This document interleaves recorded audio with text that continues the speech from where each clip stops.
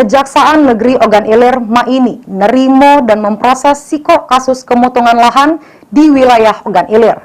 Namun siko kasus pemotongan lahan ini masih proses P19 dan belum lengkap untuk dimaju ke sidang.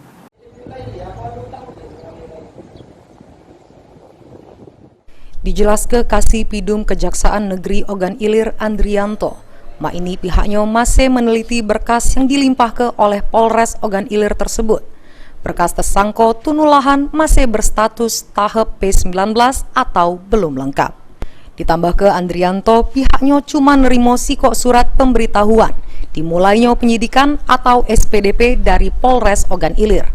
Siko berkas SPDP yang diterima ini dengan 3 wong tersangka jeru siko TKP.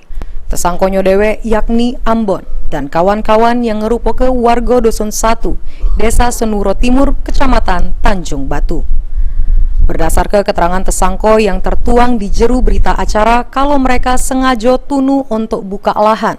Tersangka Ambon dan 2 tersangka lainnya menebang pohon sama bambu yang ada di lahan tersebut. Terus kayu dan bambu ditumpuk dan ditunu tersangka Ambon. Menerima memang ada 1 SPDP, untuk tersangkanya ada 3 orang.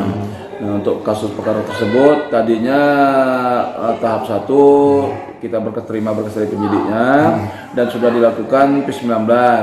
Nah, berjalannya waktu ke P19 kemarin memang sudah dikembalikan oleh penyidik ke kita.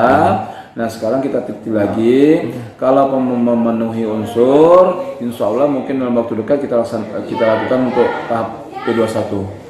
Lalu melakukan penyerahan tersangka dan barang bukti.